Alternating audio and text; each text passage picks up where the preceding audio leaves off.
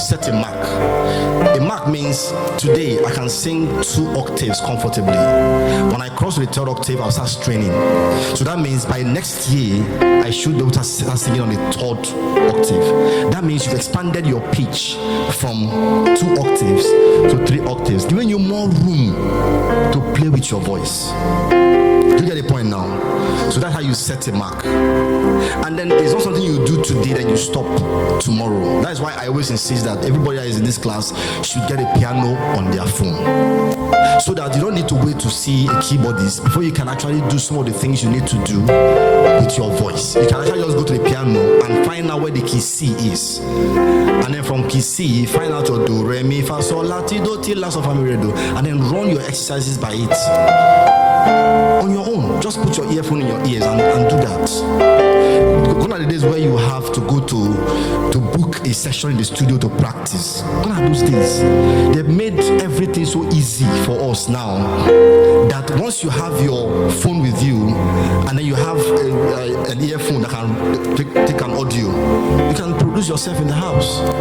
So if you can do that in the house, why can't you just practice in the house? Just put your earphones in your ears, go to the piano, choose the key to start from your lowest pitch. I will show you all that today by God's grace. From your lowest pitch, begin to walk up until you get to your highest pitch. When you get to your highest pitch, you mark it. Okay, currently I started from C sharp 1, that is the 1st octave, and then I walked until I got to C sharp octave 3, that is 2 octaves. So that means I need to be able to pitch past C sharp. So you just mark it. Okay, now I'm stopping at C sharp octave 3. Now what do? I start practicing again. I'm going to have to exceed C sharp octave 3 to go to D octave 3. From there I go to E octave 3 and keep adding one note. Now if you, by the time you start adding that one note for the next 6 months to 1 year, by the time you get to the next year, your voice will have added an extra octave. It's called voice elasticity. You're stretching your voice. And the thing is that it's not hard. If you go and see Whitney Houston's practice, you see some of these big artists, you see that these guys, they were not born, their first song that they did wasn't as good as what they sang before you now got to know them.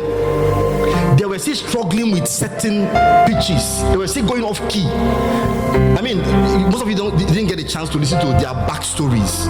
Maybe I will start doing content on it very, very soon. So you will see some of the things I'm saying. Some of them, you will, is that what she was singing? Yes, that was it. But because they had a goal, they set it in as I'm going to become a good singer. I will say to the point where when I pitch my voice, anybody will hear me and they will shout. And they kept working on it. They hired coaches that were coaching them. And funny enough, most of the coaches that coached one person almost coached all the artists you know. The coach that coached Michael Jackson, coach Dana Rose, coach Rachel, coach almost all of them in that set. Now, because what? They saw that, okay, this coach is handling this voice well, so that means I need to join him and all that. And that was how some of them became what they are today. So, do not just come here, listen, learn, then go home and don't apply.